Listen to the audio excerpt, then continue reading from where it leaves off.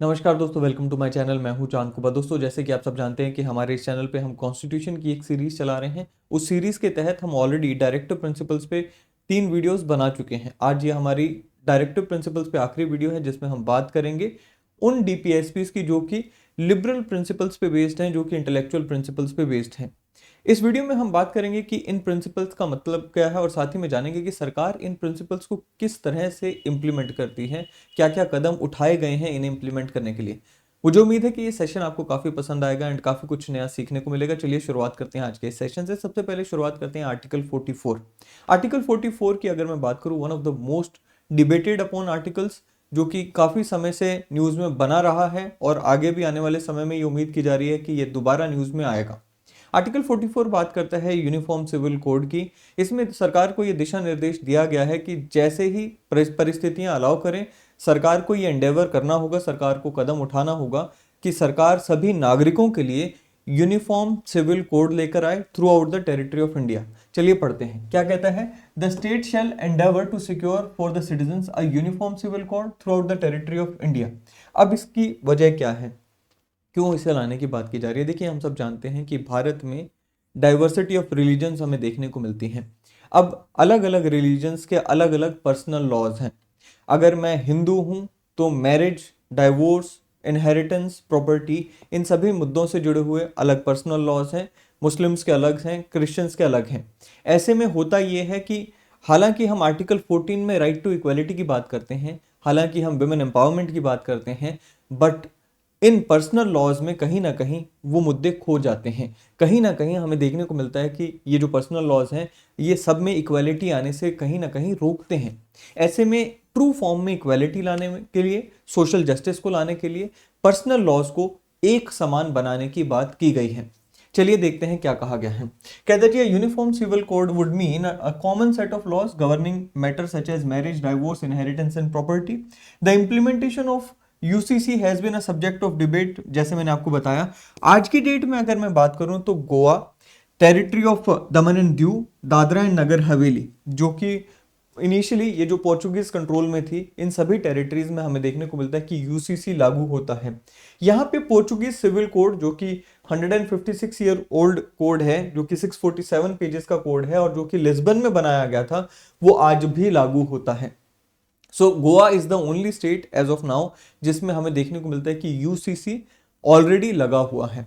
Recently हमें देखने को मिला था कि उत्तराखंड में भी कोशिश की जा रही है, कमेटी बनाई गई थी एंड यूसीसी वहां पे भी लाने की कोशिश की जा रही है। अब वो कैसे लाया जाएगा, कहाँ पे वो सफल होगा या कैसे उसमें चीजें आएंगी, वो अभी देखने की बात है। कोशिश ये भी है कि नेशनल लेवल पे यूसीसी को लाया जाए। क्यों?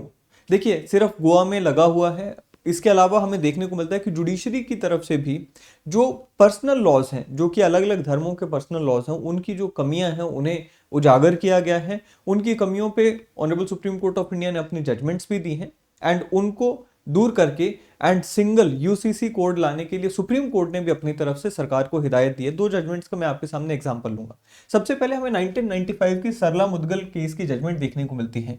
अब हम सब जानते हैं कि ये एक बहुत ही फ्रीक्वेंट फिनोमिना हो चुका है, जहां पर एक नॉन मुस्लिम व्यक्ति, जैसे हम हिंदू की अगर हम बात करें, एक हिंदू व्यक्ति, क्योंकि हिंदुइज्म में पॉलीगैमी अलाउड नहीं है, मोनोगैमी अलाउड है, तो कई बार हमें देखने को मिलता है कि केवल और केवल दूसरी शादी करने के लिए कई सारे हिंदूज जो हैं वो हिंदुइज्म से मुस्लिम धर्म में चले जाते हैं, इस्लाम में चले जाते हैं। एंड क्योंकि इस्लाम में पॉलीगैमी अलाउड है, तो उस प्रोविजन का फायदा उठाने के लिए वो धर्म परिवर्तन करते हैं। ऐसे सभी मामलों पे ऑनरेबल सुप्रीम कोर्ट ने यहाँ पे रोक लगाई थी सरला मुदगल की इस जजमेंट में, और ऑनरेबल सुप्रीम कोर्ट ने ये कहा था कि converts to Islam for the purpose of contracting a second marriage without divorcing his first wife continues to be bound by the provisions of Hindu Marriage Act and it will not be a right way, it will be an invalid marriage. So ये एक पहला हमें देखने को मिलता है कि पहला कारण कि क्यों हमें यूसीसी लाने की जरूरत है। दूसरा हमें देखने को मिलता है कि अभी ऑनरेबल सुप्रीम कोर्ट ने शायरा बानो केस में ट्रिपल तलाक को यहाँ पे अनकॉन्स्टिट्यूशनल ठहराया था। अब जैसे मैंने आपको कहा कि जो वुमेन एम्पावरमेंट या इक्वालिटी की बात करते हैं, वो ट्रू सेंस में तब तक नहीं आ सकती जब तक पर्सनल लॉज हमारे चलते रहेंगे। क्योंकि लेट्स से ट्रिपल तलाक जैसा एक इशू है, इस्लाम में उसे अलाउ किया गया है, हिंदुइज्म में नहीं अलाउ किया गया है। सो हिंदुइज्म में महिलाओं को उसका बेनिफिट मिला हुआ है कि वो इस तरह की रिग्रेस प्रैक्टिसेस से उन्हें नहीं गुजरना पड़ता। वहीं पे इस्लाम में हमें देखने को मिलता है कि जो महिलाएं हैं उन्हें ट्रिपल तलाक जैसी प्रॉब्लम्स का इशू फेस करना पड़ता था। बट ऑफ कोर्स इस जजमेंट के बाद ये घटनाएं कम हुई हैं, खत्म अभी भी नहीं हुई हैं। सो इसीलिए हमें देखने को मिलता है कि ऑनरेबल सुप्रीम कोर्ट ने भी अपनी इन सभी जजमेंट्स में बार बार ये कहा है कि यूसीसी लाने की जरूरत है। अगले आर्टिकल पे बढ़ते हैं, that is article 45, provisions for early childhood care and education to the children below the age of 6 years. अब देखिए आर्टिकल 45 जो है ओरिजिनली ऐसा नहीं था। आर्टिकल 45 को 86 अमेंडमेंट एक्ट के द्वारा इसमें ये वर्ड लाए गए। ओरिजिनली इसमें कहा गया था कि टिल द एज ऑफ 14 सरकार को ये कोशिश करना होगा कि हर बच्चे को एजुकेशन मिले। लेकिन 86 अमेंडमेंट एक्ट के द्वारा क्या हुआ, हम सब जानते हैं कि राइट टू एजुकेशन एक फंडामेंटल राइट बन गया आर्टिकल 21A में। अब उसमें क्या है कि 6 to 14 ईयर्स तक के जो चिल्ड्रन हैं उन्हें सरकार को एजुकेशन प्रोवाइड करनी होगी। तो उनका क्या होगा, जो जीरो से यानी कि जब से पैदा होता है बच्चा और 6 वर्ष की आयु तक नहीं पहुंचता, उनको क्या करना होगा, उनके लिए क्या कदम उठाने होंगे, उसके लिए आर्टिकल 45 में फिर प्रोविजन लाया गया। इसमें क्या कहा गया है, अर्ली चाइल्डहुड केयर प्रोवाइड करने के लिए कदम उठाने हैं and education to the children below the age of 6। यही लिखा है, कहता जी the state shall endeavour to provide early childhood care and education for all the children until they complete the age of 6 years. अब इसमें देखिए जो 6 वर्ष तक की आयु के बच्चे हैं उनके लिए सरकार ने कई सारे कदम उठाए हैं, जैसे कि national early childhood care and education policy. इसमें सरकार ने एक स्ट्रॉन्ग फाउंडेशन ले डाउन करने की कोशिश की है from the birth of the child to 6 years. और दूसरा है, हमें ICDS का एक प्रोग्राम देखने को मिलता है, काफी फेमस प्रोग्राम है, जहां पे बच्चों की होलसम केयर की जाती है, including their health, nutrition and childhood education. इसका डिलीवरी का जो मैकेनिज्म है वो है आंगनवाड़ी केंद्र। तो आंगनवाड़ी केंद्र जो है, आंगनवाड़ी जो सेंटर हैं, वहां पे बच्चों को ना केवल एक क्रच की फैसिलिटी दी जाती है, यानी कि ना केवल उन्हें पढ़ाया लिखाया जाता है, बल्कि उनको जो हेल्थ सप्लीमेंट्स चाहिए, न्यूट्रिशनल सप्लीमेंट्स चाहिए, वो भी वहां पे ही उन्हीं सेंटर्स में दिए जाते हैं। सो ICDS को इंप्लीमेंट करने का one of the most suitable and famous तरीका जो है वो आंगनवाड़ी सेंटर्स हैं। सो ये सारी पॉलिसीज हैं जिसके थ्रू आर्टिकल 45 में दिए गए प्रोविजंस को इंप्लीमेंट किया जाता है। 48A, the state shall endeavour to protect and improve the environment and to safeguard the forest and wild life of the country. अब देखिए 3 चीजें आ गई, एनवायरनमेंट जो कि एक ब्रॉडर टर्म है, फिर फॉरेस्ट एंड वाइल्ड लाइफ जो कि एनवायरनमेंट का ही पार्ट है। इन्हें प्रोटेक्ट करने के लिए सरकार को कदम उठाने होंगे। अब हम सब जानते हैं सरकार नेशनल लेवल पे एंड इंटरनेशनल लेवल पे हर तरीके से कदम उठा रही है। जैसे कि अगर मैं लेजिस्लेशन की बात करूं, water prevention and control of pollution act आ गया, इसी तरह से एयर एक्ट है, वाइल्ड लाइफ प्रोटेक्शन एक्ट है, एनवायरमेंट प्रोटेक्शन एक्ट है, ये सारे कानून बनाए गए। इसी तरह से इंस्टीट्यूशनल मैकेनिज्म्स भी बनाए गए हैं to implement these laws and protect the environment. जैसे कि हमें देखने को मिलता है कि ministry of environment, forest and climate change बनाया गया। इसी तरह से state pollution control board, central pollution control board, ये सब बनाए गए। एंड ये जो mechanism of environmental impact assessment लाया गया कि कोई भी अगर इंडस्ट्री लगाई जाती है, कोई भी अगर प्रोजेक्ट लाया जाता है, सबसे पहले हमें ये इंपैक्ट असेसमेंट देखना होगा कि उस प्रोजेक्ट का एनवायरनमेंट के ऊपर क्या असर होगा। अगर ये इसमें पास हो जाता है, EIA में पास हो जाता है प्रोजेक्ट, तभी उसे मिनिस्ट्री की तरफ से हरी झंडी मिलती है।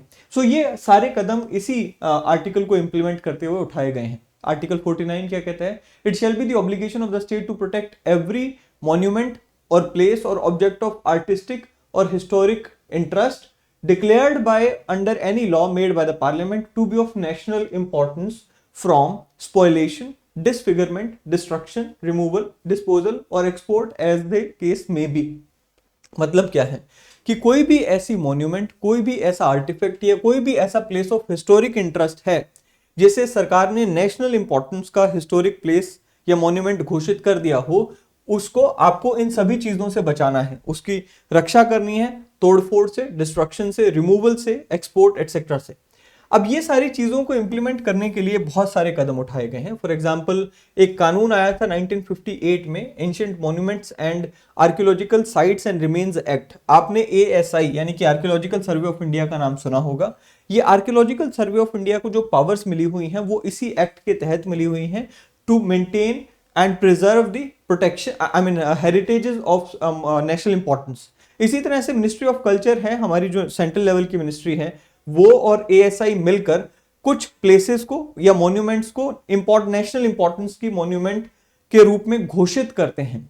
जिन्हें भी नेशनल इंपॉर्टेंस की साइट में घोषित कर दिया जाता है, उन्हें फिर ये जो एक्ट है उसके तहत प्रोटेक्शन मिल जाती है। इसी तरह से इंटरनेशनल लेवल पर भी हमारी कोऑपरेशन चलती है। फॉर एग्जांपल, आपने UNESCO world heritage site convention का हेरिटेज कन्वेंशन का नाम सुना होगा। यूनेस्को वर्ल्ड हेरिटेज साइट्स हमारे देश में घोषित की गई हैं एंड उन्हें भी केवल नेशनल लेवल पे ही नहीं, इंटरनेशनल लेवल पे भी प्रोटेक्शन मिलती है। यूनेस्को इस चीज का ध्यान रखता है कि जिन साइट्स को basically UNESCO world heritage site घोषित कर दिया गया है, क्या सरकार उसे प्रोटेक्ट कर रही है या नहीं। सो ये भी अपने आप में एक मैकेनिज्म है जो कि आर्टिकल 49 को इंप्लीमेंट करता है। आर्टिकल 50 कहता है जी, the state shall take steps to separate judiciary from the executive in the public service of the state. अब देखिए, 3 बॉडीज हैं हमारी डेमोक्रेसी की, लेजिस्लेचर, एग्जीक्यूटिव एंड जुडिशरी। अब एग्जीक्यूटिव एंड जुडिशरी को ये इंश्योर करने को कहा गया है कि इनको कंप्लीटली सेपरेट रखा जाए। ऐसा क्यों? देखिए, कुछ तो हिस्टोरिकल रीजंस रहे हैं। हिस्टोरिकल रीजन हमें ये देखने को मिलता है कि जब ब्रिटिशर्स के समय में जो डिस्ट्रिक्ट मैजिस्ट्रेट हुआ करता था, वही डिस्ट्रिक्ट मैजिस्ट्रेट अपने खिलाफ आने वाले केसेस के ऊपर जजमेंट्स भी दिया करता था। So basically he was playing dual roles, judgment भी दे देते थे एंड वो एग्जीक्यूटिव का काम भी करते थे। सिंपल सी बात है कि यू कांट बी जज in your own cause, this is the principle of natural justice, जो कि सिंपली वायलेट हो रहा था। इस चीज को इंश्योर करने के लिए कि भाई जो जजेस हैं और जो एग्जीक्यूटिव हैं ये अलग अलग रहें, ये आर्टिकल 50 में रखा गया। अब इसको किस तरह से हम इंश्योर करते हैं? सबसे पहले अपॉइंटमेंट ऑफ जजेस की बात करें। अगर हायर जुडिशरी की अपॉइंटमेंट की मैं बात करूं तो हमें देखने को मिलता है कि हाई कोर्ट्स या फिर जो सुप्रीम कोर्ट ऑफ इंडिया है, उनमें जो भी जजेस को अपॉइंट किया जाता है कोलिजियम सिस्टम के थ्रू अपॉइंट किया जाता है। एंड ये जो कोलिजियम सिस्टम है, इसमें किसी और की से नहीं है, इसमें जजेस ही उन लोगों को रिकमेंड करते हैं जिन्हें वो चाहते हैं कि वो जज बने। फाइनली प्रेसिडेंट ऑफ इंडिया उसके ऊपर हस्ताक्षर करते हैं। यस, इट इज ट्रू कि प्रेसिडेंट उसमें कुछ लोगों के नाम को रिजेक्ट भी कर देते हैं या वापस भी भेज देते हैं, but then again there is a proper mechanism कि अगर कोलिजियम वापस फिर उस नाम को रिकमेंड करते हैं तो प्रेसिडेंट उससे साइन करते हैं। दूसरा क्या है? Security of tenure. हम सब जानते हैं कि it is very tough to impeach any जज ऑफ सुप्रीम कोर्ट और हाई कोर्ट। एंड क्यों इसे टफ बनाया गया है? ताकि इनके ऊपर एग्जीक्यूटिव या लेजिस्लेचर के द्वारा कोई अनड्यू प्रेशर ना आ सके। तीसरा है फाइनेंशियल इंडिपेंडेंस। हम सब जानते हैं कि जो सैलरीज या पेंशन या फिर other expenses of high court and supreme court जजेस जो हैं, वो कंसोलिडेटेड फंड ऑफ इंडिया या कंसोलिडेटेड फंड ऑफ स्टेट से चार्ज किए जाते हैं। And these are charge funds, these are not voted upon, these are cut automatically, right. So इसमें लेजिस्लेचर का कोई रोल नहीं है कि लेजिस्लेचर वोट करेगी तभी इन्हें सैलरी या पेंशन मिलेगी, ऐसा नहीं है। These are funds charged upon the consolidated funds, right. फिर क्या है? Administrative separation. अब देखिए, एडमिनिस्ट्रेटिव सेपरेशन में भी हमें देखने को मिलता है कि जो भी हमारे लोअर कोर्ट्स हैं, they come under the direct administrative supervision of high courts. And high courts उनमें ये तय करते हैं कि क्या क्या पोजीशंस होंगी, कैसे भरी जाएंगी, वो सारी चीजें, राइट। सो एडमिनिस्ट्रेटिवली भी यहाँ पर हमें देखने को मिलता है कि हाई कोर्ट्स के पास काफी सारी पावर दी गई। सो ये सारे तरीके हैं जिसके थ्रू ये इंश्योर करने की कोशिश की गई है कि जुडिशरी एंड एग्जीक्यूटिव को सेपरेट किया जाए। आर्टिकल 51 कहता है जी, the state shall endeavour to promote international peace and security, maintain just and honourable relations with the nation between nations, foster respect for international law, treaty obligations in the dealing of organized people with one another, and encourage settlement of international disputes by arbitration। तो state को ये सारे कदम उठाने के लिए कहा गया है सो दैट हमारे जो रिलेशंस हैं दूसरे देशों के साथ वो फ्रेंडली रहें, वो म्यूचुअली बेनिफिशियल रिलेशंस रहें। एंड कहीं पे भी ऐसा ना होना चाहिए कि स्टेट की कुछ गलती की वजह से एक देश के साथ हमारा कोई संबंध बिगड़े। तो इसे इंप्लीमेंट करने के लिए अगेन हमें देखने को मिलता है कि हम डिप्लोमेसी एंड बायलैटरल रिलेशंस पे रिलाई करते हैं। मल्टीलैटरल एंगेजमेंट्स जैसे कि यूनाइटेड नेशंस, WTO, सार्क हो गया, ये सारे मैकेनिज्म्स को यूज किया जाता है। एंड इसी तरह से कंप्लायंस की जाती है इंटरनेशनल ट्रीटीज एंड अग्रीमेंट्स के साथ। तो ये सारे कदम उठाए जाते हैं आर्टिकल 51 को इंप्लीमेंट करने के लिए। सो ये थे कुछ प्रिंसिपल्स जो कि लिबरल एंड इंटेलेक्चुअल प्रिंसिपल्स से आधारित हैं या उनसे प्रेरित हैं।